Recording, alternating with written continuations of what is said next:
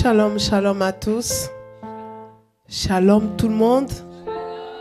C'est quoi, vous êtes fatigués? Shalom tout le monde.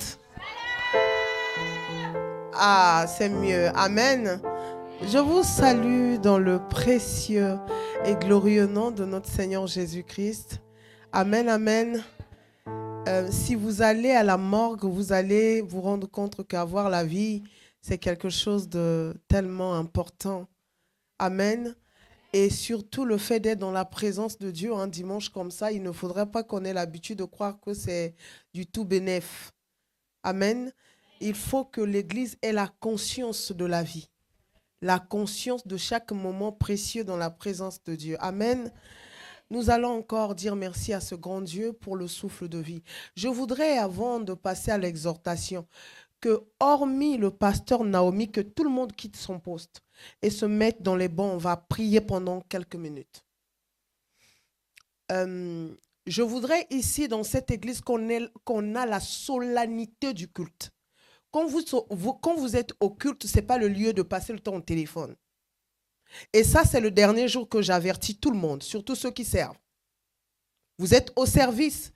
Si vous êtes au téléphone, c'est vraiment pour lire la Bible ou pour quelque chose de particulier. Mais du moins, je voudrais que chacun de nous ait la solennité, c'est-à-dire le respect profond de Dieu. Et même si on ne le voit pas, je voudrais que l'Église émane ce respect-là vis-à-vis de Dieu. Amen. Notamment quand je parle de ça, depuis Anaël jusqu'au plus vieux, donc moi, je voudrais que nous tous, qu'on respecte la présence de Dieu. Amen, amen. Au fait, vous savez, l'Église se perd dans les petites choses. C'est dans les petites choses qu'on s'écarte. Les parents d'Anaël ne donneront jamais à Anaël le téléphone dans le culte. Et ça, je ne voudrais jamais voir ça. Ok?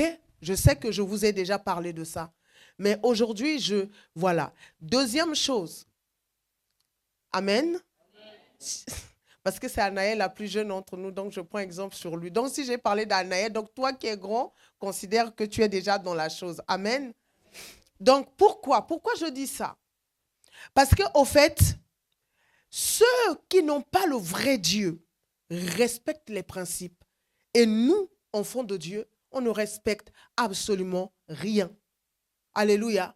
Et vous les musiciens, quand vous jouez, je veux voir l'esprit de la prière. Je ne veux pas voir les gens qui me font des bruits sans esprit de prière. Que ce soit les chantres, tout le monde. Tu es dans l'accueil. Regardez, Gabi, elle est parfois derrière là-bas toute seule.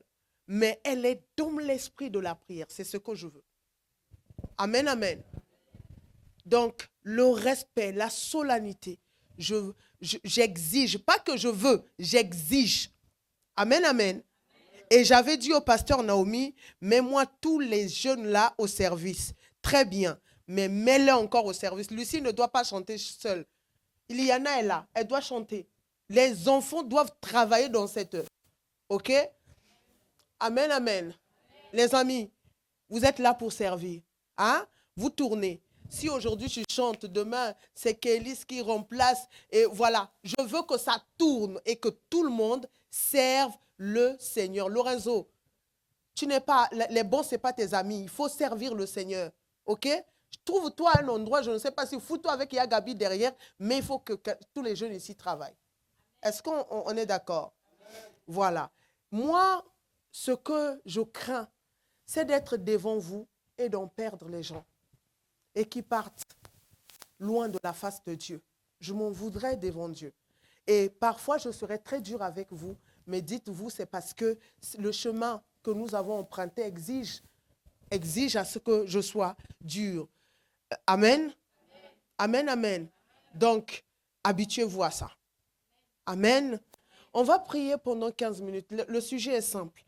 Au fait, j'ai remarqué que beaucoup de choses, c'est qu'on vient à l'église, on sort comme on est venu, et il n'y a pas l'impact de la présence de Dieu dans les vies des gens. Parfois, tu viens, on te pose la question, qu'as-tu appris à l'église? Bah, rien. Ou encore, même pour se souvenir du thème, c'est très compliqué. Et j'ai l'impression que la présence de Dieu est devenue tellement rare qu'il faut supplier Dieu pour que ça se dégage. Mais le Saint-Esprit me fait comprendre simplement que cela part de la mentalité de chacun. Quand vous avez la mentalité, quand vous connaissez comment cultiver la mentalité de Dieu, la présence de Dieu deviendra facile. Amen. Ce soir, cet après-midi, je voudrais simplement que l'on prie chacun. Moi, je ne vais pas crier dans le micro. Déjà, vous savez, je n'ai pas de voix. Donc, rassurez-vous que je ne vais pas crier. Mais je vais entendre une église qui dit, Seigneur, visite-moi. Simplement, nous allons chacun, parce que chacun de nous veut voir Dieu. Chacun de nous s'attend à Dieu. Donc, chacun va dire à Dieu simplement, Seigneur, visite-moi. Et je vais entendre des voix. Est-ce que j'ai dit qu'on murmure? Non. J'ai dit, je vais entendre des gens qui soupirent, qui disent à Dieu, pendant que quelques minutes avant l'exhortation, pendant que quelques minutes, dire à Dieu, Seigneur, s'il te plaît, visite-moi. Je ne peux pas repartir tel que je suis venu. Visite-moi. Main levée. Allons-y devant ce grand Dieu. Chacun va soupirer, même Anaël va prier avec moi. On va dire, Seigneur, visite-moi. Quelqu'un, je vais entendre des voix, j'entends rien, j'entends encore personne. Je vais entendre quelqu'un devant le grand Dieu dire, Seigneur, visite-moi. S'il te plaît, visite-moi, visite-moi. Je vais entendre des voix, j'entends personne parler. Est-ce qu'il y a quelqu'un dans la salle? Est-ce qu'il y a un cœur qui peut dire à Dieu, visite-moi, ne passe pas sans, Seigneur, sans me toucher. Ne passe pas, s'il te plaît. Oh, je n'entends pas une église qui prie, les amis. Je n'entends pas des voix qui soupirent. Je veux entendre des cris, des personnes qui soupirent. Oh! Oh! Est-ce que quelqu'un peut parler à son Dieu, à son Créateur? Est-ce que quelqu'un peut dire, Père, soupire-moi? Et Père, je soupire après toi. Est-ce que quelqu'un peut soupirer? Oh, je vais entendre une église qui crie, main levée en soupirant, main levée criant à Dieu, main levée demandant à Dieu sa grâce. Oh, main levée soupirant. Oh, main levée soupirant. Mais levez soupirant, mais levez nous soupirons à ce Dieu, nous soupirons, et oh, Jésus m'a levé, nous soupirons devant le Dieu des cieux, nous soupirons, Yeshua. Hey, quelqu'un dit, Seigneur, visite-moi. Quelqu'un dit, Éternel, mon Dieu, mon Père, visite-moi. Quelqu'un dit, Seigneur, il me faut ta présence. Il me faut être rempli de toi. Il me faut, Seigneur, une empreinte. Il me faut une dimension. Il me faut ta présence. Il me faut ta puissance. Rabbi, il me faut. Éternel, lève-toi. Du haut de ton trône, lève-toi.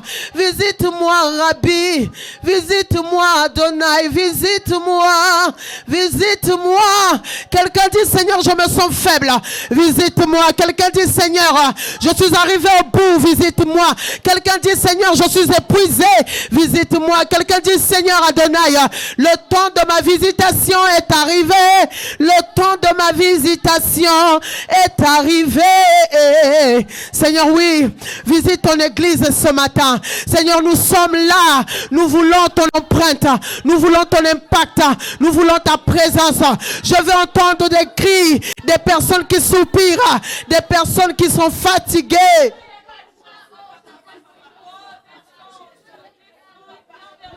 Oh!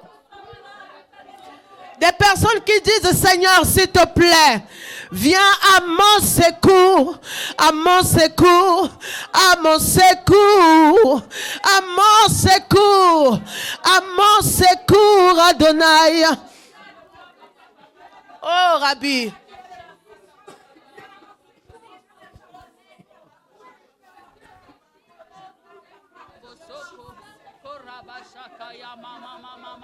Oui, nous continuons de dire Seigneur visite. Nous continuons de dire Seigneur visite. Nous continuons de dire Seigneur visite. Nous continuons de dire Seigneur visite. Nous continuons de dire Seigneur visite. Oh oui, visite-nous. Aujourd'hui visite-nous. Visite-nous. Oh my God. Oh yes. Merci pour ta puissance. Merci pour ta présence. Merci pour ta présence, oh Seigneur. Merci pour ta présence.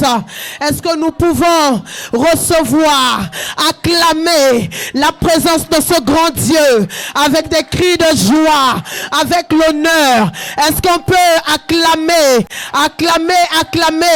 la présence de ce grand Dieu? Est-ce qu'on peut vraiment acclamer? Non, Église, mieux que ça. Mieux que ça, mieux que ça, mieux que ça. À l'honneur de ce grand Dieu, mieux que ça, mieux que ça. Mieux que ça, mieux que ça. Oh, gloire à Dieu. Merci Jésus. Merci à ce grand Dieu. Amen, amen. Je voudrais qu'on lise un texte que vous connaissez déjà. On reste debout en honneur la parole de Dieu. Nous sommes dans le livre de Jacques 4, le verset 7. C'est un texte que vous connaissez. La Bible dit, soumettez-vous s'il vous plaît pour honorer juste la parole de Dieu.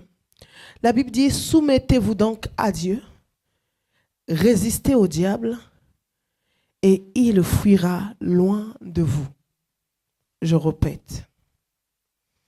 Soumettez-vous donc à Dieu, résistez au diable et il fuira loin de vous. Amen. Nous pouvons prendre place dans sa présence quelques minutes. C'est juste pour nous emmener à prier. Et je voudrais vraiment que l'Église cultive la vie de la prière. Vous savez, on peut tout faire. On peut vivre les manifestations de Dieu. On peut entendre la parole de Dieu. Mais l'élément qui est pour nous, l'élément qui matérialise, en tout cas, que ça soit la parole de Dieu, que ça soit la puissance et la présence de Dieu, cet élément, ça s'appelle la prière. Amen. Amen, amen. J'attire, non, les amis, soyons ensemble. J'entends que la voix de deux personnes. Amen, amen. Ok, c'est déjà mieux que tout à l'heure. Donc, je disais ceci. Parmi les choses qui existent, la parole de Dieu est sacrée. Elle ne peut pas se comparer à quoi que ce soit. Ça, c'est vrai. Amen. Mais l'élément qui nous permet, en tout cas, de matérialiser ou de vivre cette parole, c'est la prière. Amen. Et la prière est sacrée. La prière est puissante. Une église qui ne prie pas, c'est une église qui n'ira pas loin. Amen. Les chrétiens qui ne passent pas le temps à la prière, c'est des chrétiens qui ne pourront pas dominer sur leur monde. Amen. Je voudrais, dorénavant, moi je paierai le prix. Je m'arrangerai avec notre propriétaire pour que, une fois par mois, qu'on ait 5 heures non-stop de prière. Pour que l'église cultive la prière. Amen. Amen. Ça vous fait mal au cœur? Les gens disent 5 heures. Oui, 5 heures. J'étais gentille. Normalement, dans ma tête, ça allait être plus que ça. Si c'était que ça dépendait que de moi, ça allait être plus que ça. Mais par la grâce de Dieu, j'ai mis que 5 heures. 5 heures parce qu'on ne peut pas. Il y a certaines choses pour que ça tombe. Il faut que le feu de la prière monte. Amen. Donc, chaque mois, hormis nos nuits de prière, on aura des samedis. Ferme pas la bouche, ou pas la bouche comme ça, parce que je vais rajouter pour plus encore. Une fois seulement, j'ai pas dit 2 fois, j'ai pas dit 3 fois, une fois par mois, qu'on ait un culte où 5 heures, non-stop, pas de prédication, où nous sommes en train de prier pour nos sujets. Parce qu'il y a des sujets qui perdurent trop. Imagine le nombre de sujets devant Dieu, en fait, les sujets que tu as priés peut-être depuis 5 ans que tu ne vois pas les résultats. Ça ne te fatigue pas un peu? Amen. Et ces 5 heures-là, ça sera, on viendra avec nos sujets. On priera, on traitera notre son. Oh mon Dieu, on va prier, on va plus que prier pendant ces jours-là. Déjà le 29, nous avons la grâce d'avoir les 5 heures, le 29 en tout cas, les 5 heures de prière non-stop à partir de 16 heures. Amen. Ce n'est pas le matin pour dire que non, j'ai travaillé toute la semaine, tout et tout, je ne peux pas être là. C'est que ça. À partir de 16 heures, 5 heures de prière, et tu ne vas pas les sentir, je te promets, parce qu'on va tellement carburer dans la prière que tu ne pourras pas les sentir. Amen. Et surtout, on va traiter tout. Quand je vais dire traiter tout, on va tout traiter. On va traiter pour nous, on va traiter pour l'avenir de nos enfants, pour l'avenir de nos arrière-enfants. On va tout traiter. Amen. Parce que la bêtise, c'est de traiter que pour toi et de ne pas traiter pour tes enfants. Je vous ai toujours dit dans les cris de minuit cette histoire d'Abraham quand Dieu lui a dit ta postérité sera esclave dans un pays étranger et il n'a pas intercédé pour ça. Je vous ai toujours peint ça. Et ça, c'est une bêtise parce que ta postérité, c'est toi dans d'autres formes. OK? Donc, on va prier pour nos enfants, on va prier pour les arrières. Et eux, ils prieront pour leur arrière petits-enfants. Et on va changer l'histoire de notre lignée. Surtout ça. On va le 29, invite quelqu'un, ramener les malades, ramener les personnes en souffrance. Moi, je suis sûre, je connais ce Dieu-là. Je sais qu'à chaque fois, quand on lui montre les cas impossibles, il se plaît à faire des nouvelles créations. Amen, amen. Donc, par la grâce de Dieu, on a cet événement. Bon, c'est 5 heures non-stop de prière. Et pourquoi l'importance de la prière? Parce qu'en réalité, l'Église ne prie pas. Amen. Si vous voulez avoir la place dans une nation, dans une entreprise, dans vos projets, il faut que vous ayez un poids spirituel. Amen. Sans le poids spirituel, il vous serait difficile d'avoir une voix qui pèse. Alléluia. Une voix qui pèse. Bon, comme vous êtes sceptique, je ferme la parenthèse. On se retrouvera seulement on se retrouve. Parce qu'on dirait que la prière, c'est comme si c'est un poids. Non, au contraire, ce n'est pas un poids. Amen. Alors, gloire soit rendue à Dieu. Je bénis le Seigneur pour la parole que nous venons de lire. Permettez-moi de prier encore 2 petites secondes. Éternel, mon Père et mon Dieu, je te dis merci pour cette opportunité d'être devant ton peuple. Merci pour chaque vie, pour chaque cœur qui paye le prix chaque jour pour venir ici. Qui, Seigneur, oh Dieu, se dispose pour t'écouter, pour entendre ce que tu as à nous dire. Nous voulons que, Seigneur, encore, en ce jour, tu nous fasses grâce, que tu parles à nos cœurs, à nos âmes, que tu, Seigneur, restaures ce qui, Seigneur, était mort, ce qui était abîmé, Seigneur. Restaure et ressuscite ce qui était mort. Nous voulons que, Seigneur, oh Dieu, que ta parole touche les cœurs et donne, Seigneur, des stratégies de la puissance, Seigneur, pour que quelqu'un, Seigneur, avance dans le nom de Jésus. Amen. Ok. Je vais, quand je dis j'exhorte 15 minutes, vous vous moquez de moi, mais je vais essayer, hein, Iliana, voilà, elle hoche déjà ses yeux, elle sait que, non, hein, Zoé, bon, Zoé, je vais faire 15 minutes, donc surveille l'heure. Ah, maman Prudence, 15 minutes seulement. Et comme ça, on va prier par la suite, j'espère. 15 fois 15 minutes. Oh là là. Ok, gloire à Dieu. Je veux partager un point d'Héraquilon avec vous. Je n'ai pas voulu continuer vraiment m'asseoir et finaliser Héraquilon parce que vous n'invitez pas. Parce que on a dit délivrance, on a dit puissance, on a dit guérison. Vous n'invitez pas, donc mieux vaut faire les enseignements. C'est pas ça, hein, Sandra? Ok. Non. Oui, mais surtout les autres qui souffrent aussi, on en a besoin, maman. Ah. Gloire à Dieu. Mais on va apprendre un point qui est quand même important. Le texte dit ceci, Jacques 4, le verset 7. Il dit, soumettez-vous donc à Dieu, résistez au diable, et quoi? Il fuira loin de vous. Ok. Donc, parmi les armes que Hérakilon a, il y a une arme que j'apprécie et que je voudrais m'asseoir, partager avec vous. Si vous n'avez pas cette arme, il vous serait difficile de conquérir Éden. Si vous n'avez pas cette arme, il vous serait quasi impossible d'accomplir quoi que ce soit dans la vie. Je pèse mes mots. Amen. Amen, Lorenzo.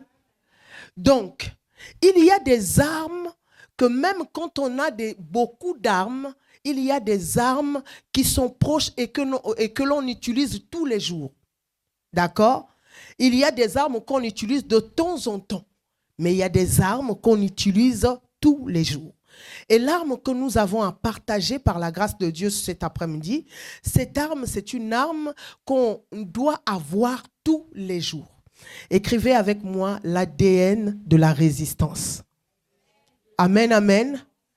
L'ADN de la résistance. Oh my God. Oh my God. L'ADN de la résistance. Au fait, Dieu est en train de dire ceci. Soumettez-vous, résistez au diable et il finira par fuir loin de vous. Il y a quelques semaines, je vous l'ai brossé. Je vous ai dit que Dieu nous exige de résister. J'ai compris ceci. Toute vie a des combats. Toute vie a des combats. Il n'y a aucune vie sur terre qui n'ait des combats. Ça n'existe quasiment pas. Amen. Ça voudrait dire que comme chaque vie a des combats, l'élément qui permet aux gens d'avoir la victoire, ça s'appelle la résistance. Sans la résistance, Sandra, tu n'auras pas la victoire.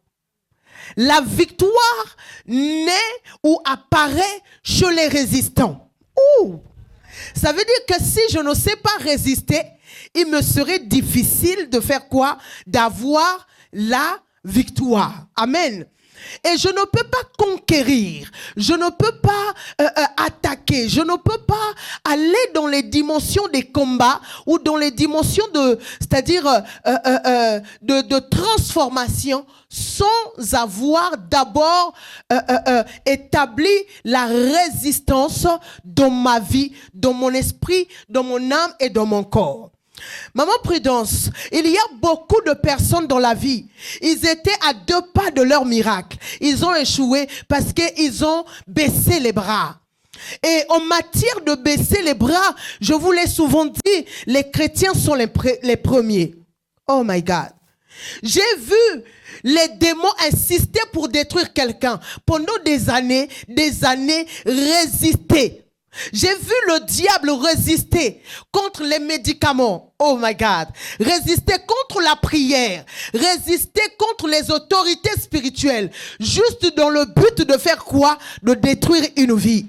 Mais j'ai vu les chrétiens, maman Prudence, résister 1 mois, résister 2 mois, résister 2 mois et demi. Au 3e mois, ils disent non. J'ai payé le prix. Dieu ne m'écoute pas.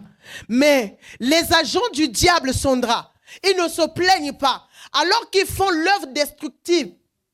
Amen. Ceux-là qui détruisent ne se plaignent pas. Mais c'est que ceux-là qui devraient défendre leur vie, c'est eux qui baissent les bras. L'ADN de la résistance, c'est une dimension dans l'esprit. Pour ceux qui ont compris que coûte que coûte, ils n'ont pas le droit de baisser les bras. Je dis bien coûte que coûte. Ça veut dire que quelqu'un qui a l'ADN de la résistance, même si celui-ci vient à rencontrer des difficultés dans sa marche, des non-dits. Vous savez, même dans mes livres, je l'ai souvent écrit, j'ai témoigné de Thomas Edison. Dans mes livres, je cite, parce que c'est quelqu'un qui m'a bouleversé dans sa façon de faire. Celui qui a créé l'ampoule que vous avez là. Pas la Bible, l'histoire raconte qu'au bout de 1001e essai 1000. Donc, vous imaginez comment le gars a travaillé. 1000 essais. Il a échoué 1000 fois. My God. Il n'a pas échoué 10 fois. Il n'a pas échoué 3 fois. 1001 fois, il a échoué. Mais qu'est-ce qu'il a fait? Il a continué. Quand il avait échoué 100 fois, il a continué. 200 fois, il a continué. 300, il a continué. 900 fois, il a continué. 1000 fois, il a continué. Et les gens croyaient qu'il était fou. Quand on montre les histoires, racontent de là où il œuvrait dans son atelier, on croyait qu'il était fou, il avait perdu la tête. Il essaie, ça ne marche pas, il continue. Il essaie de voir là où il a échoué, il rajoute d'autres éléments, mais il fait quoi? Il continue. Au fait, ceux qui ont l'ADN de la résistance, ils n'ont pas d'autres options que de continuer. La première force. Quand vous avez l'ADN de la résistance, vous n'avez pas d'autres options que de continuer. Ça n'a pas marché. Oui, ça n'a pas marché. Je continue. C'est pourquoi la Bible nous dit dans le livre de Éphésiens 6, 18, c'est-à-dire de faire toutes sortes de prières, Kélis. Ça voudrait dire quoi? Ça veut dire, Kélis, si c'est dans cette prière, je ne réussis pas, je continue dans d'autres prières. Mais en soi, je n'abandonne pas la prière. C'est pas parce que la prière d'intercession n'a pas marché, ma chérie, que je dois baisser les bras. Il y a encore d'autres prières, my God. Ça veut dire que celui qui a l'ADN de la résistance continue. Il ajoute c'est-à-dire un nouveau à son esprit. Il essaye, il n'abandonne pas, il dit non. J'ai essayé, l'intercession, ça n'a pas marché. Il se peut peut-être que l'action de grâce. Si l'action de grâce ne marche pas, il se peut que c'est l'invocation, my God. Si l'invocation ne marche pas, il se peut que c'est les imprécations.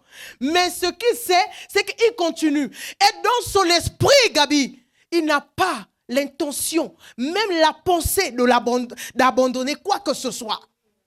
Amen. Amen, amen. Abandonner, c'est pour ceux qui trouvent que la vie est facile. Amen. Abandonner, c'est pour les fainéants. Abandonner, c'est pour ceux qui ont d'autres options. Amen. Regarde, maman Prudence. Tu te dis que tu as 10 000 dieux. Tu peux abandonner, tu quittes Jésus, tu vas ailleurs. Mais quand tu sais que tu n'as que Jésus, tu vas abandonner pour aller où? Amen.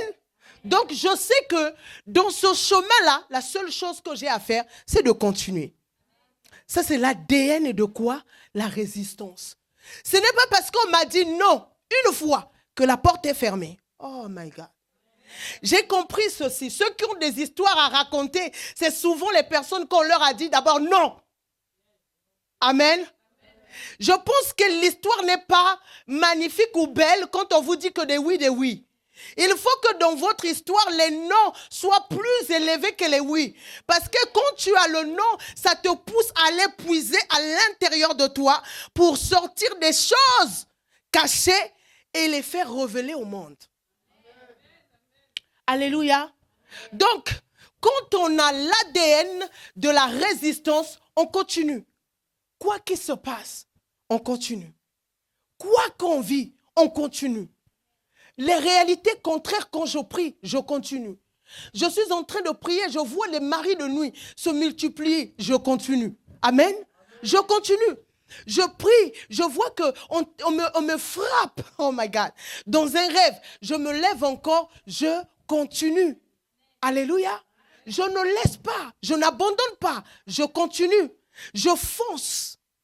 C'est ça l'histoire de ceux qui ont compris le chemin qu'ils ont emprunté. Parce que tu abandonnes facilement quand tu n'as pas l'assurance du chemin que tu as emprunté. My God.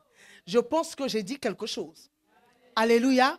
Quand tu es sûr de là où tu vas, quand tu es sûr du Dieu avec lequel tu as fait alliance, quand tu es sûr de celui qui t'a appelé, my God, tu sais résister et tu ne lâches pas. Tu ne lâches absolument rien. Mais rien. Mais aujourd'hui, on laisse tout. Et là où je voudrais vraiment nous dire quelque chose, Héraclion a une dimension de la résistance sans mesure. Amen. C'est-à-dire que quand tes raquilons résistent, ils résistent avec une force de sorte que sa résistance doit primer et dominer les autres résistances, my God. Ça veut dire que quand tes raquilons résistent, il dit à la résistance de l'arbre. La résistance des arbres, c'est quoi? C'est les racines. Il parle aux racines et il les soulève, il les jette. Il parle. Au fait, la résistance des raquilons fait que il ne peut y avoir d'autres fondements que les fondements des raquilons. Il n'accepte pas que d'autres fondements soient établis que ses propres fondements. My God. My God. Ça voudrait simplement dire, les amis, que au fait, pour toi, toute loi qui n'est pas la loi de Dieu, tu ne dois pas l'accepter. Tant que tu ne l'as pas déraciné, my God, tant que tu ne l'as pas ôté, tu ne dois pas t'arrêter. Tu dois continuer à faire quoi? À déployer ta force pour faire quoi? Pour déraciner. Alléluia. Donc, on résiste. Pourquoi? Pour empêcher des résistances des autres de continuer leur marche. Oh my God. Alléluia. Quoi? Qu'est-ce qui résiste chez toi? Quelle est la situation qui résiste? La maladie? Qu'est-ce qui résiste? La pauvreté? Ça veut dire qu'il faut que tu imposes, Gabi, à la pauvreté ta résistance, my God.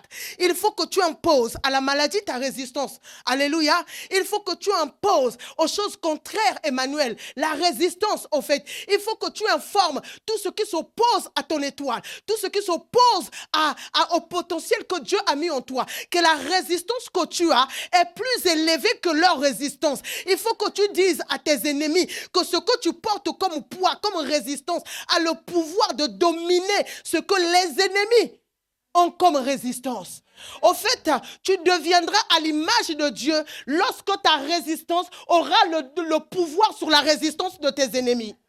Tant que ta résistance n'a pas le pouvoir de dominer la résistance de tes ennemis, je te dis que le diable ne fuira pas loin de toi. Alléluia. Le diable ne fuira pas loin de toi. Donc, il faut quoi? Il nous faut résister. Et sur ce point, il y a tellement de choses à dire. On résiste, mais dans quoi? Dans notre mentalité. On résiste dans ce que, c'est-à-dire on reçoit comme coup. On résiste. La résistance ne veut pas dire qu'il n'y a pas de combat. My God. La résistance ne veut pas dire, au contraire, quand on parle de résistance, c'est parce que tout se déploie contre nous. Oh my God. Ça veut dire, Mélissa, quand on déploie la force contre toi, ce que Dieu veut voir, c'est ta résistance. Quand l'ennemi se lève contre toi, ce que Dieu veut voir, c'est ta résistance. Quand, c'est-à-dire les malheurs se lèvent contre toi, ce que Dieu veut voir, c'est ta résistance. Pourquoi? Parce que c'est ta résistance qui témoigne des enseignements que tu as reçus, my God. C'est ta résistance qui témoigne que tu avais reçu, qu'il faut se soumettre à Dieu. Amen. La résistance démontre simplement quoi? Que hier, nous avons entendu une parole, un verset biblique qui nous a donné une dimension de Dieu. Amen. Ça veut dire que la résistance n'est pas pour ceux qui ne connaissent pas le Seigneur. Ils ont leur résistance diabolique avec les démons. Mais la vraie résistance, c'est pour ceux-là. Au fait, la résistance, c'est le moyen, c'est un test pour voir si éventuellement tu as bien assimilé la leçon, si tu as bien compris la parole que tu as entendue. Résistez. Alors que vous êtes jeune avec les passions de la jeunesse, résistez de ne pas critiquer. Résistez de ne pas mentir. Résistez de ne pas se moquer, surtout la moquerie. Oh là là là là là. Ça là, c'est l'élément phare de cette génération. On se moque. Quand on voit quelque chose qui nous dépasse, on prend le téléphone, on filme, on partage à nos amis. On dit, oh, wesh. Hein? C'est ce que vous dites, non? Wesh. T'as vu ça, t'as vu ça? Hein? Wesh, wesh, wesh. Hé, regarde, meuf. Hé, regarde, meuf. Et là, ça vous étonne que j'ai votre langage. Donc, on se rend compte que depuis le bas âge, on ne nous apprend pas à résister. Alors que cet élément, si on nous l'apprenait très tôt, qu'il y a des choses, tu regardes, mais tu ne tires pas, c'est-à-dire tu ne maintiens pas ton attention dans ça.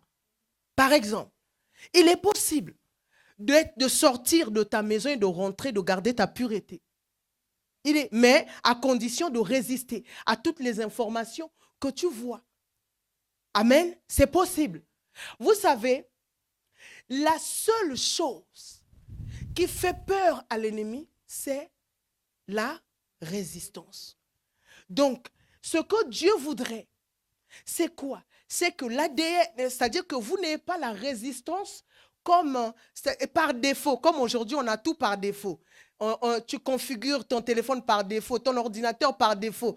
Tu ne configures pas de manière personnalisée pour que ça soit identique à toi. Mais c'est souvent par défaut parce que tu n'as pas envie de prendre la tête sur des choses. Vous devez savoir ceci. La résistance, quand elle est par défaut dans votre esprit, vous allez résister de temps en temps.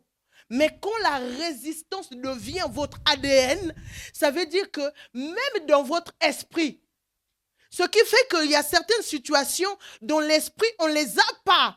C'est quoi? C'est parce que ce n'est pas dans notre ADN.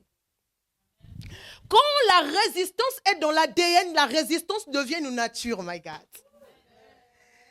C'est-à-dire que ça devient une nature. Et quelque chose qui devient une nature, ça veut dire que ça devient spontané. Que tu le veuilles ou pas, ça s'exprime. Amen. Et quand il faut parfois s'opposer, il y a une sœur comme ça, quelqu'un de sa famille lui a dit, ah, ton enfant, c'est mon mari. Automatiquement, elle a dit sans effet. Mais au fait, la personne qui avait dit ça avait des intentions démoniaques. Mais elle aussi, de manière spontanée, parce que c'est devenu en elle. Elle a réagi aussi. Au fait, il y a parfois, vous ne comprenez pas vos propres réalités, vos propres réactions. Pourquoi? Parce que, au fait, vous ne comprenez pas que c'est dans l'ADN maintenant. Amen. Ce que Dieu veut, que, au fait, ce que vous avez comme résistance ne soit pas seulement au niveau d'une connaissance, au niveau des choses que vous maîtrisez, mais plutôt au niveau de quoi? Au niveau de votre ADN, à l'intérieur. Pour que, même sans le vouloir, que ça parle. Parce que l'ADN n'attend pas ta bouche, my God. L'ADN n'attend pas que ta bouche parle pour se mettre en action. L'ADN n'attend pas que tu marches pour se mettre en action. L'ADN attend simplement l'expression contraire pour manifester sa nature. Amen.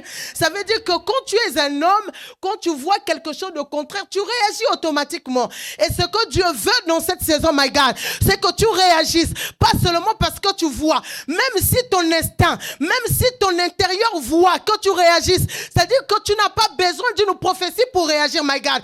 Tu n'as pas besoin qu'on te dise quoi que ce soit pour réagir. Tu réagis parce que c'est au niveau de ton ADN. Les choses contraires à toi, tu les refuses. Les choses qui ne viennent pas de Dieu, tu les refuses. Les choses que Dieu n'apprécie pas, tu les refuses. Pourquoi? Parce que ton ADN dit non. Ton ADN est en train de dire, ça n'a pas l'image de mon Dieu. Ça n'a pas la nature de mon Dieu. Je ne peux pas accepter cela. Amen. Alléluia. Alors il est temps que chacun de nous ait l'ADN. L'ADN de quoi? De l'ADN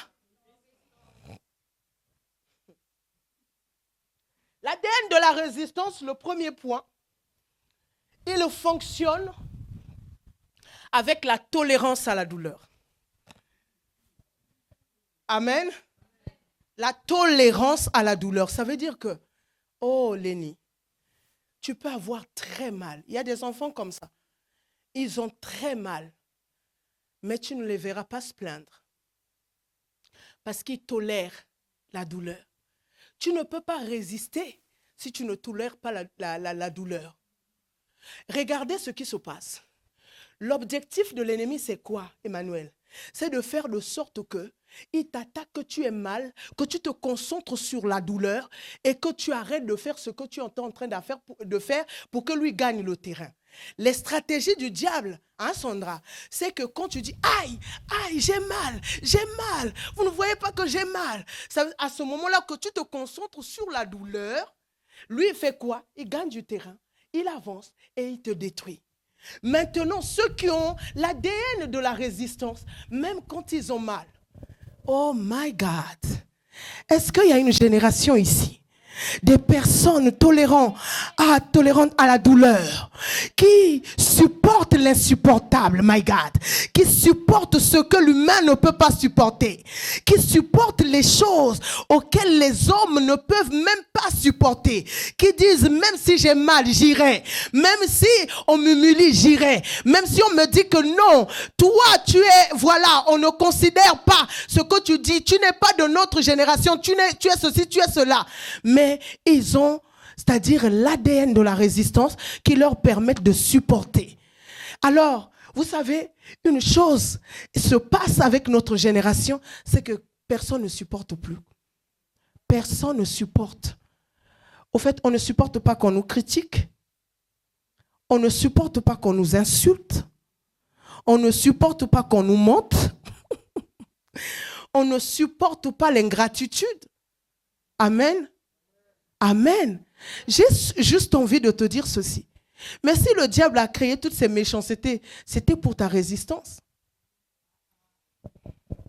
Au fait, comment on saura que tu es résistant ou résistante si face au mensonge, tu ne sais pas résister? J'ai vu des gens, j'ai connu une servante de Dieu il y a quelques années où que le Seigneur utilisait puissamment. Elle avait des messages authentiques. À l'époque, Facebook venait de commencer.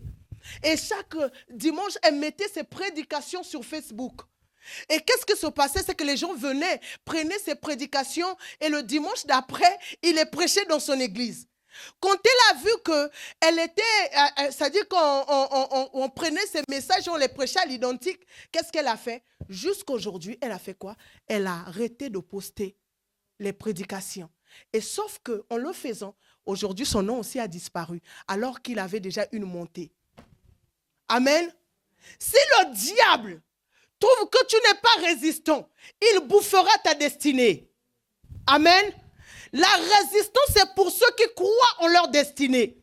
Amen. Ça veut dire que la tolérance à la douleur fait que, oui, on critique, on dit tout ce qu'ils veulent dire, mais ce que nous, on sait, c'est que c'est dans ça même qu'on continue. Vous imaginez un prédicateur, tel nous, on est dans le ministère de la délivrance, et surtout, on est dans les corps d'une femme. Qu'est-ce que les gens ne disent pas? Les femmes ceci, ils insultent. Quand nous postons les choses, il faut voir les insultes. Alléluia. Mais imaginez un instant qu'on change notre évangile. Parce qu'il y a des gens qui se sont levés. Et nous, on serait effacés. Et ceux qui étaient appelés à être sauvés par notre ministère n'auront pas aussi la délivrance. Beaucoup de personnes sont allées dans les couloirs bis de leur vie parce qu'ils n'ont pas été tolérants. Amen. La tolérance à la douleur te fait croire que oui, tu souffres. Ça ne veut pas dire que tu ne souffres pas. Tu souffres, mais tu dois continuer ce que tu as à faire. J'ai compris que, au fait, dans cette génération ou même dans les autres générations, la plupart des gens, au fait, quand ils ne sont pas éclairés, ils vous critiquent. Mais demain, vous allez les retrouver dans les mêmes choses qu'ils vous ont critiquées. Amen.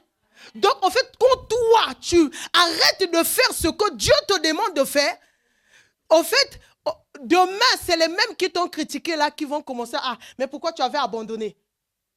Ils vont se moquer de toi. Tu as un rêve, fonce. Tu espères en quelque chose, fonce. Tu sais que ce que Dieu, tu as prié, ce que Dieu t'a donné est vrai et authentique dans ta tête, dans ton cœur, dans ton esprit. Allez, fonce, fais-le. Même si il y a des réactions contraires, un jour, les gens reconnaîtront que tu as eu raison d'insister. Tu as eu raison d'avancer. Amen. Tu as eu raison de croire en ce que Dieu t'avait demandé de croire. Alléluia. Écoute, si tu ne sais pas supporter la douleur, tu n'es pas l'ami d'Héraklon. Alléluia. Il te faut, au fait, dans cette marche chrétienne, vous voulez que je vous dise la vérité. Il y a des jours, vous allez venir à l'église. Le païen ne vous a pas blessé, c'est à l'église que vous serez blessé. Si tu te dis que j'arrête de servir Dieu parce que tel frère m'avait mal parlé, c'est que toi là, tu n'as pas connu Christ. Jésus, lui, on l'a humilié par les pharisiens. On venait chaque fois contredire son enseignement. Est-ce qu'il avait dit non, je n'enseigne plus? Si toi, tu arrêtes de travailler parce que quelqu'un dit que ce jour-là, tu avais chanté hors gamme. Si tu arrêtes de chanter parce que quelqu'un s'est moqué de toi, parce que moi, mon père, le pasteur Patrick Roger, nous raconte toujours cette histoire. Il dit que lui, quand il a commencé à chanter, tout le monde se moquait de lui. Mais aujourd'hui, écoutez-le conduire une adoration. Écoutez-le jouer au piano. Mais ça a commencé par la moquerie. Et ça a transformé. Ça a été transformé. Alléluia. J'ai toujours dit à mes filles, je leur ai toujours dit, à chaque fois qu'on se moque de moi sur quelque chose, c'est une raison pour moi de faire mieux dans la chose. Alléluia. Ça veut dire que je ne veux pas rester dans une image où on me dit qu'elle ne sait pas faire. En tout cas, je me bats toujours à faire. Et à faire mieux. Alléluia. Au fait, si vous n'acceptez pas la douleur, oh mon Dieu, vous pensez que quand on parle de la croix de Jésus, sans la douleur, est-ce qu'il y a la croix? Sans la tolérance à la douleur. Le gars, il est en train d'aller à la croix, on lui dit, prends du vinaigre, il a soif. Vous savez, quand on a soif, hein, on a des compromis. Quand une personne a faim, je discutais avec, je ne sais pas si avec mes filles, je leur disais, je ne sais pas si c'est avec vous ou c'est avec une autre personne, je disais ceci, beaucoup de personnes sont allées dans d'autres religions parce qu'ils n'ont pas supporté la douleur. Ils n'ont pas supporté l'attente auprès de Dieu. Et c'est pourquoi ils ont préféré. Et j'ai dit, face à la mort, l'homme accepte tout. J'ai vu des gens, on leur a dit, mais tu es chrétienne, je connais un imam, s'il prie pour toi, tu seras guéri. Et le monsieur s'est converti. Je connais. Pas qu'on m'a dit, je connais. Alléluia. Donc, beaucoup de personnes renient Dieu parce qu'ils ne supportent pas la douleur. Et Jésus a montré A plus B que si je ne supporte pas la douleur, vous ne serez pas sauvés. Vous ne serez pas réconciliés avec le Père. C'est ce que Jésus montre. Si vous ne supportez pas la douleur, c'est pourquoi aujourd'hui, nous avons une vie fast-food, où tout va vite, où l'homme ne veut plus attendre, payer le prix.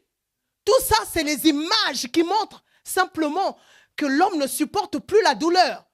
Aussi simple que ça. Amen. Est-ce que tu supportes la douleur? Vous voyez d'autres, quand ils sont dans les épreuves, tous ceux qui sont dans leur répertoire, ils appellent... ah, Jesus. C'est-à-dire, il finit avec les A. Il descend chez les B. Il informe tout le monde. Hé, Antoine, tu as vu, non? Ce que je suis en train de vivre. Il finit avec les Antoine. Il va chez les Bernard et les Bertrand. Ah, vous avez vu ce que je traverse? Amen. Et il descend chez les Caroline. Chez les Caroline, il passe plus de temps là-bas. Amen. Et après, c'est chez les Daniel. Et chez les Étienne, ils finissent le répertoire. Parce que vous ne supportez pas. Vous ne supportez pas. Vous n'avez pas la tolérance à la douleur. Amen. Et Raculon, lui, oh my God. Quand il a envie de soulever, peu importe le poids, maman Prudence, peu importe comment ça pèse, peu importe les racines, comment ils sont enfoncés, peu importe comment on a construit une maison, peu importe les fondements qu'on a mis pour bâtir la maison, quand Héraclion dit que je soulève, peu importe le poids, je soulève. Amen. Peu importe. C'est pourquoi je dis parfois à nos amis de Cris de Minuit que j'ai dit même en rampant, on va y aller. Pourquoi? Parce que tolérance à la douleur. Moi là où Dieu m'a déjà fait passer par 10 000 situations, par les épreuves, ce n'est pas là aujourd'hui que je vais abandonner. Ce n'est pas possible. Amen. Moi et lui, on s'est entendu que même jusqu'au dernier souffle, ouais, je vais lutter. Amen. Donc, sachez simplement que je vais y aller hein, parce que mes 15 minutes ne sont pas encore finies.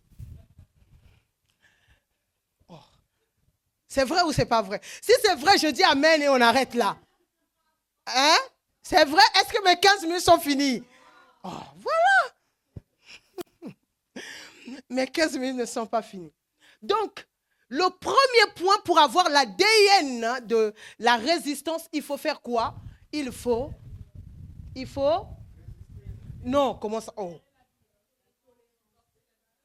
Supporter la douleur, la douleur, la tolérance à la douleur. Deuxième point, la mentalité de l'insistance. Amen. La mentalité de l'insistance. Oh my God.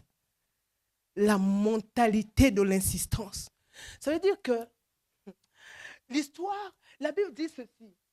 Élie était un homme de la même nature que nous. Il fait quoi? Il a prié avec insistance. Jusqu'à ce que la pluie, jusqu'à ce que le ciel soit fermé. Pas que la pluie, hein, il ferme le ciel. Il fait quoi par la suite? Il ouvre le ciel. Amen. Il était un homme rempli d'une vie d'insistance. Ça veut dire, regardez, hein, regardez Manu. On est dans un monde où nous, on est là, on est en train de prier, d'adorer Dieu. Et lui, là-bas, il est en train d'insister. Ferme le ciel, ferme le ciel, ferme le ciel. Et nous, ici, on ne sait pas ce qu'il est en train de demander là-bas. Et après, on voit 1 mois sans pluie, 2 mois sans pluie, 1 an sans pluie, 2 ans sans pluie, 3 ans, 3 ans et demi. Et puis, la sécheresse s'est répandue sur la ville. Et sans demander à quelqu'un, lui-même, il monte encore là-bas. Il part. Il va encore insister. Et j'aime la scène quand il insiste. Il prend une position bizarre. Il envoie à chaque fois son serviteur. Allez, va voir. Il insiste. Va. Est-ce que tu vois? Non, je ne vois rien. Il continue. Il envoie encore. Va voir. Le serviteur va. Et il ne voit rien. Il continue encore. Mais quand vous étudiez ce texte, vous allez voir que ce n'est pas moins de 7 heures qu'il a pris. Donc les 5 heures, vous voyez, non les amis? Vous voyez, les 5 heures sans rien, non? Donc, on se rend compte qu'il a insisté. Et dans son insistance, il a fait taire tous les autres voix. My God. C'est-à-dire que celui qui insiste, c'est une personne focalisée sur l'objectif qu'il veut atteindre. À ce moment-là, cette personne fait taire tous les autres voix. My God. Il fait taire tous les autres voix. Je voudrais dire à quelqu'un, si dans ta vie, dans 1 mois, tu n'as pas un temps de concentration pour t'insister sur une dimension de ta vie, ça voudrait dire que tu n'aimes pas ta destinée.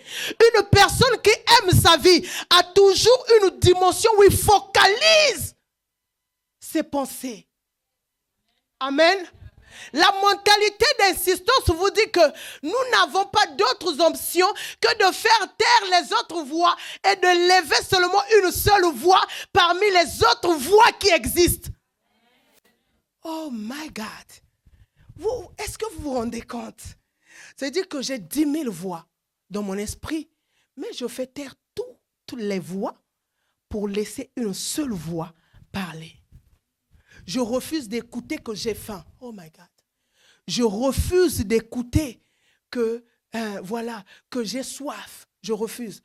Je refuse d'écouter que mon Dieu. Écoute, maman Prudence, étudie la Bible avec moi. Regarde, Daniel, pour que l'ange revienne, il a fait taire toutes les voix. Amen. Salomon, pour recevoir la sagesse, a fait taire toutes les voix, a concentré que les sacrifices. Alléluia. Ceux qui deviennent grands, c'est parce qu'à un moment donné de leur vie, ils arrivent à faire taire toutes les autres voix. Parce que tu ne peux pas insister avec 1000 voix. Oh. C'est-à-dire qu'on ne peut pas insister avec 10 000 voix. Quand on insiste, maman Prudence, il nous faut se focaliser. C'est-à-dire que si on ne se focalise pas, on ne donnera pas, c'est-à-dire que le meilleur sur le point de notre focus. Alors, vous voyez pourquoi on échoue? Vous voyez pourquoi on n'a plus beaucoup d'impact? Parce qu'il nous manque la mentalité de l'insistance. Amen. Amen, amen. Tu veux insister? Focus sur un point, au moins une fois par mois. Un samedi, tu n'as pas école, tu n'as pas le travail. Tu te focalises sur toi, sur un sujet essentiel de ta vie. Tu te mets devant le Seigneur et tu traites avec lui. Tu étudies, tu dis Seigneur, quoi faire, comment faire? Tu interroges le Seigneur. Lui-même, il dit interroge-moi. Amen. Tu lui poses des questions. Je dis, mais Père, comment se fait-il que cette situation, 15 ans, 20 ans, qu'est-ce que j'ai loupé? Qu'est-ce que moi, je n'ai pas vu? Amen. Qu'est-ce que moi, je n'ai pas compris? C'est comme ça.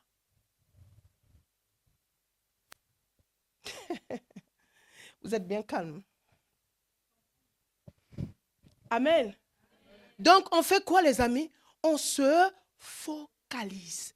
Sur quoi? Sur ce qui est essentiel et surtout sur ce que l'on veut obtenir. Amen. Sur ce que l'on veut obtenir. Tu n'as pas le temps. Tu fais des études. Tu ne te concentres même pas sur le type d'emploi que tu fais. Tu n'as pas la mentalité d'insistance. Et il y a des personnes qui savent dès l'âge de 8 ans ce qu'ils seront. Mais il y en a. En fait, je voudrais dire quelque chose ici. Les personnes les plus dangereuses, c'est des personnes qui œuvrent, c'est-à-dire qui avancent comme ça, sans savoir où ils vont et où ils partent. Amen. Qui ne savent absolument rien. Ils n'ont même pas l'aperçu de leur avenir. C'est très dangereux. Même si ça ne sera pas cet avenir-là, il te faut avoir une image, un objectif dans la tête de où tu vas. Je vais te dire quelque chose pour te choquer un peu. Une personne sans objectif n'a pas de terminus. Ça veut dire qu'à tout moment, sa vie peut s'arrêter. Hey, les jeunes, la jeunesse est là. J'ai dit ceci, vous voulez que je répète? Une personne sans objectif n'a pas de terminus. Ça veut dire que lui, on ne lui a pas prévu un endroit final. Ça veut dire que pour lui, à tout moment, on peut l'évacuer. Je vais le dire mieux. Une personne qui a un terminus, c'est une personne qui a des racines. Et le terminus attire une personne vers lui. Je vais te le dire encore mieux. En réalité, l'homme a quitté le terminus et retourne au terminus. Vous n'allez pas vers le terminus, vous retournez vers le terminus. Parce que quand Dieu vous a créé, vous êtes sorti de Dieu qui était votre terminus, my God. Et donc, vous retournez sur votre terminus. Alléluia. À partir du moment où vous effacez votre terminus, vous effacez votre avenir. Amen. Eh oh. Donc, ça voudrait dire que quand tu rêves là, rêve au moins que moi je serai ingénieur. Rêve au moins ça. Rêve au moins. Et puis je vous interdis d'avoir toujours des rêves inutiles où vous n'avez pas de position dans l'avenir. Vous savez, le seul endroit où tout le monde peut devenir roi, c'est dans leurs rêves. Est-ce que vous le savez? Comment toi tu es un jeune, tu rêves travailler au McDo? Dis-moi un peu. C'est quelle histoire? Amen. Je peux comprendre pour démarrer la vie, un job, un job d'étudiant, oui. Mais tu ne peux pas avoir les pensées, oh non, moi je veux seulement une maison de 2 chambres pour être tranquille dans la vie. Moi, il me faut que Dieu me donne seulement une maison de 2 chambres. Et les maisons de 5 chambres ont été faites pour qui? Amen. Au fait, la mentalité de l'insistance voit grand, voit puissant. La mentalité d'insistance, si cette mentalité insiste parce qu'il voit le redoutable Maman Prudence. C'est-à-dire que sans le redoutable, cette mentalité n'a pas intérêt à insister. Toi, tu as vu quelqu'un insister pour acheter l'Eco Plus. Oh, dites-moi, le premier prix, on ne fait pas d'effort pour l'avoir. Les choses qui coûtent moins cher, on ne paye pas un prix énorme pour les avoir. Quand on parle à partir de la résistance, ça veut dire qu'il y a un prix. Il y a un prix, les amis. Et franchement, mes amis, si vous voulez aller à Éden, réécoutez cet enseignement tous les jours de votre vie. Amen. Parce qu'au fait, si vous ne faites pas des efforts pour votre devenir, je vous assure, le diable prendra vraiment plaisir parce que vous allez lui faciliter les choses. C'est ça, vous allez lui faciliter les choses. Et lui, il va se dire, ah ok, mais ça va, hein, elle ne me donne pas assez de travail. Ou il ne me donne pas assez de travail. Comment tu es jeune? Tu es paresseux. C'est-à-dire que même quand tu marches, on sent la paresse. Il y a des gens comme ça, mon Dieu. Au fait, non, les jeunes, parlons un peu de vous. Regarde ton habit. Toi-même, tu sais que chemise froissée. Tu es convaincu, hein? Merci, maman. Je t'honore tellement, tu peux faire ça. Donc, chemise, t-shirt froissé. Et toi-même, tu es convaincu. Tu le portes et tu sors.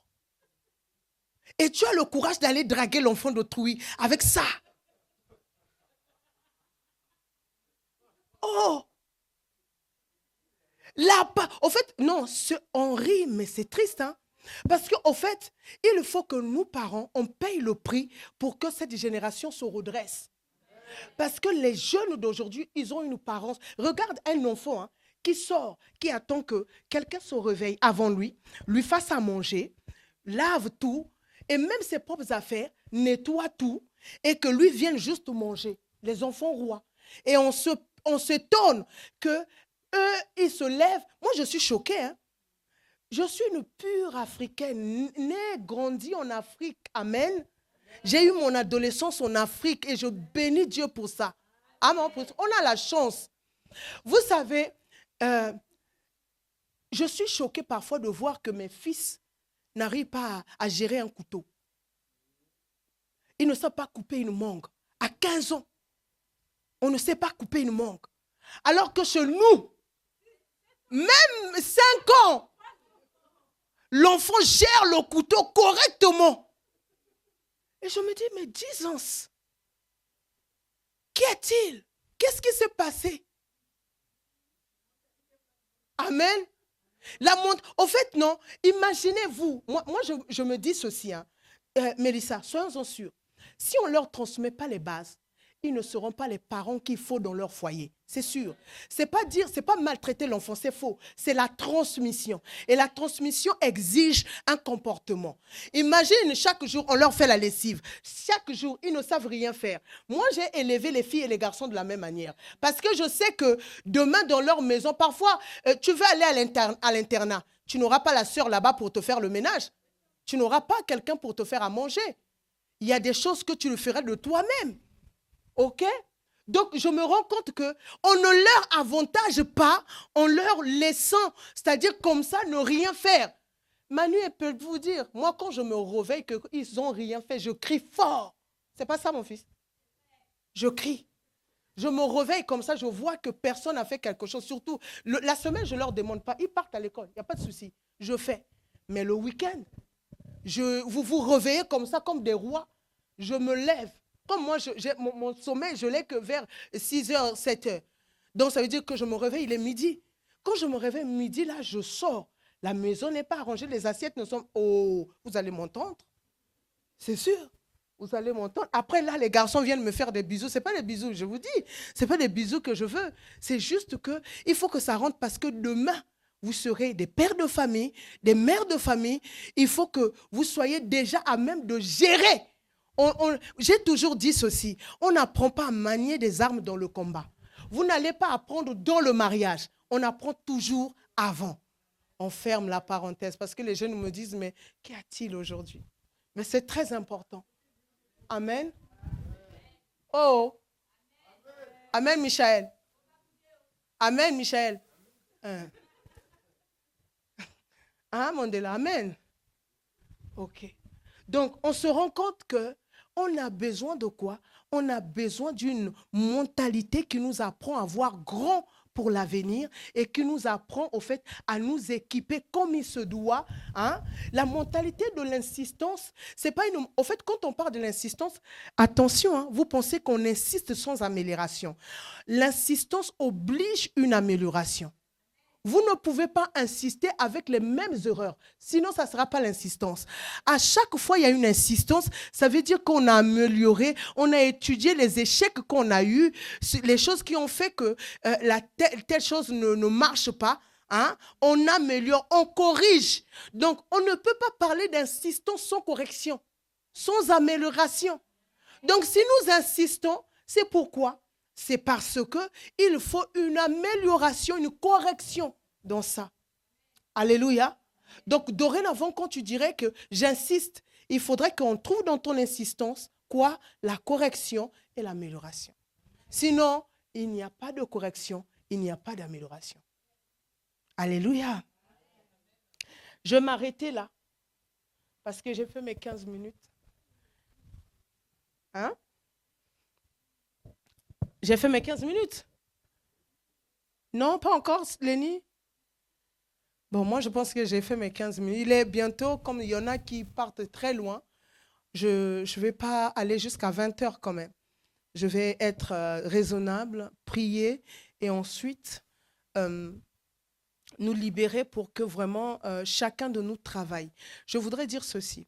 Les enseignements qu'on nous donne chaque dimanche, c'est des richesses qu'on nous donne pour nous améliorer et vraiment aussi pour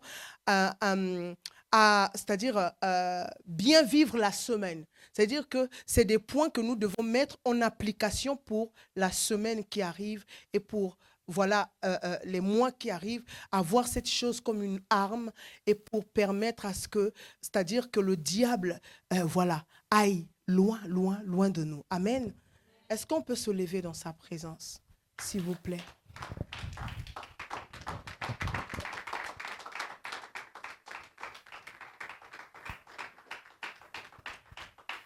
Alors, nous avons parlé de 2 points, la tolérance et la mentalité de l'insistance.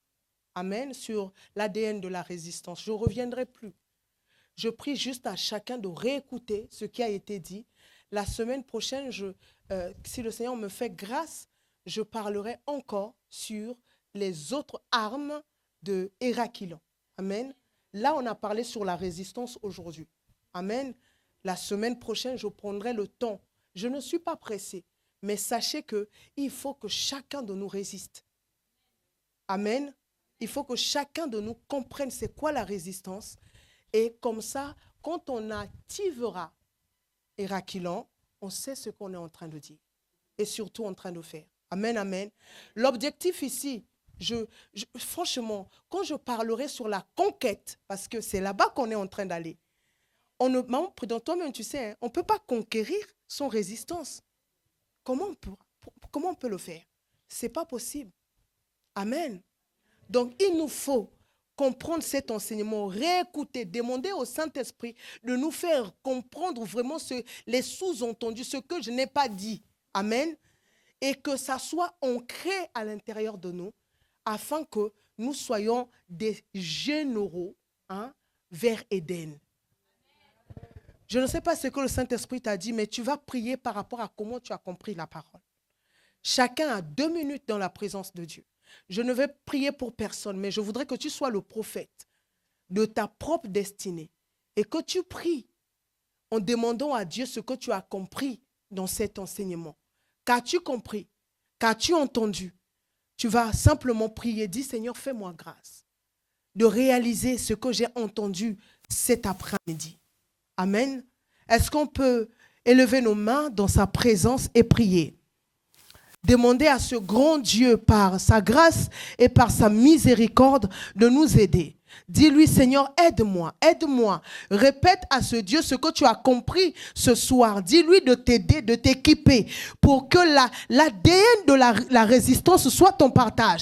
Pour que l'ADN de la résistance soit quelque chose qui marche avec toi. Que l'ADN de la résistance accompagne ta destinée chaque jour. Je veux que tu pries. Il s'agit de toi. Il s'agit de ton avenir. Il s'agit de ta destinée. Il s'agit de toi. Je voudrais que que tu pries. Prie fort. Prie de tout ton cœur. Prie réellement. Demande à ton Dieu. Dis, Seigneur, s'il te plaît, accorde-moi l'ADN de la résistance. Je veux résister contre vents et marées. Je veux résister. Seigneur, face à la douleur, je veux résister. Face aux moqueries, je veux résister. Face aux humiliations, je veux résister. Face, Seigneur, à la mort, je veux résister. Seigneur, face au chaos, je vais résister. Seigneur, donne-moi de résister. S'il te plaît, Seigneur. Donne-moi de résister. Oh my God. Donne-moi de résister. Dis, Seigneur, donne-moi de résister. Donne-moi de résister. S'il te plaît, Seigneur, donne-moi de résister. De résister, de résister. Apprends-moi par ton esprit de résister. Oh Père. Éternel, mon Père et mon Dieu. Nous te supplions ce soir. Oh my God. Nous te supplions ce soir. Accorde-nous la grâce de résister à la moquerie, de résister, Seigneur, à la haine, de résister à la méchanceté, de résister face, Seigneur, à la moquerie, Seigneur, face, Seigneur, oh Dieu, Seigneur, aux situations éternelles, difficiles, Père. Accorde-nous de résister, Père. Oh, s'il te plaît, Père. Donne-nous la grâce de résister. Même si à la maladie, de résister, de croire que tu es la délivrance, de croire que tu nous accordes la délivrance, de résister, Seigneur, de ne pas baisser les bras pour notre mariage, de ne pas baisser les bras, Seigneur, pour notre destinée, de ne pas baisser les bras, Seigneur, oh Dieu, pour les projets que nous avons entamés, oh Dieu. Je dis à quelqu'un, les projets que tu as avec Dieu, les projets que tu as pour ton avenir, tu ne baisseras pas les bras, my God. Tu ne baisseras pas les bras. Tu ne baisseras pas les bras. Les projets verront le jour. Tes projets verront le jour. Tes projets verront le jour. Oh! Est-ce qu'il y a des personnes qui ont des projets ici? Est-ce qu'il y a des personnes qui ont des projets d'avenir? Je dis que tu vas résister jusqu'à voir ce projet. Je dis que tu vas résister jusqu'à voir ce projet. Je répète, je dis que tu vas résister jusqu'à voir ce projet. Oh my God. Je ne suis pas convaincu que je parle à ceux qui ont des projets, my God. Je ne suis pas encore convaincu. Je dis que tu as un projet d'un devenir. Tu as un projet de ce que tu seras demain. Tu as un projet de ce que tu verras. De ce que ta personne sera. Tu as un projet sur le genre d'avenir que tu veux voir ou tu veux réaliser. Je déclare dans le nom de Jésus que tes projets verront le jour, my God. Que tes projets verront le jour. Que tes projets verront le jour. Que tes projets verront le jour. Que tes projets verront le jour. Que tes projets verront le jour. Oh, oh Jésus. Les bras sous ma kalia. Mareke su kalia kasama. Malika ikalia kasuma kase. Le brie kasuma kasa kalia. Le kesu kalia kasumaka. Eh Jésus, tes projets verront le jour. On a décrété que toi tu n'auras pas d'enfant. Je dis que ce projet tu ne l'abandonnes pas. Tant que tu es sur la terre, peu importe ton âge, ce projet verra le jour. On a dit que tu ne te marieras pas. Je dis que ce projet de mariage verra le jour. On a dit que tu es pauvre. Tu seras toujours pauvre. Je t'annonce que le projet de la richesse verra le jour. On a dit que tu ne seras jamais sélectionné. Je déclare, toi aussi on te sélectionnera. Tu joueras dans les grands clubs parce que tes projets verront le jour. Je prophétise par l'Esprit de Jésus-Christ. Je déclare que tes projets se réaliseront. Ce que Dieu t'a dit verra le jour. Ce que l'Éternel t'a promis verra le jour. Ce que Dieu a dit verra le jour. Au nom de Jésus. La condamnation tombe. La condamnation tombe. La condamnation et les chaînes tombent.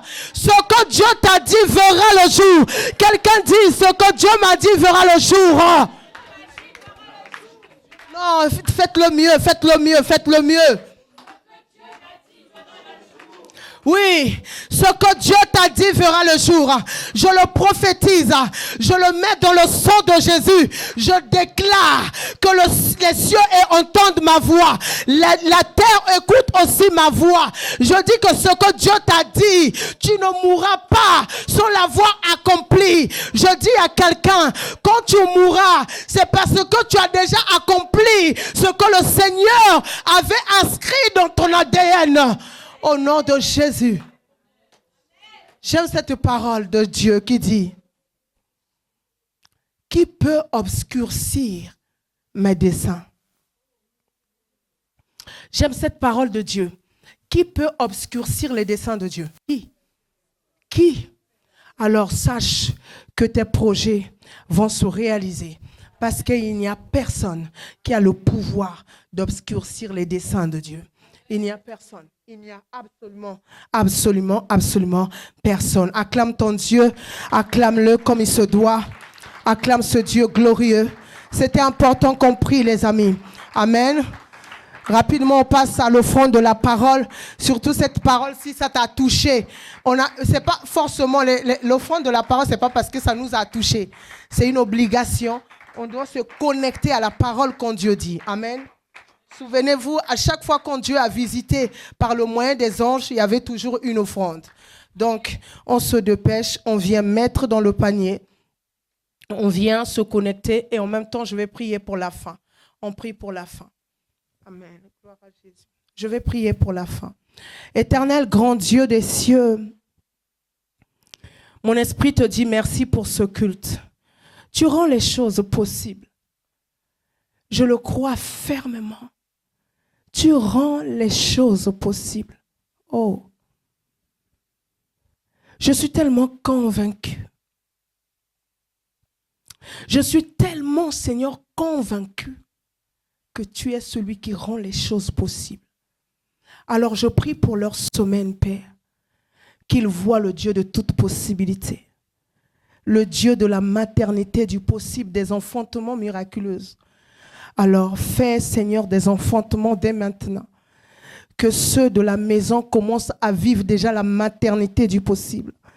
Que ceux de la maison rentrent déjà, Seigneur, ô Dieu, dans la maternité du possible. Accorde la grâce à quelqu'un de rentrer déjà dans le lieu des enfantements miraculeux. Accorde à quelqu'un, Seigneur, ô Dieu, de produire l'inattendu, Seigneur, l'inédit, dans le nom de Jésus. Amen. Nous acclamons le Seigneur. Merci Jésus.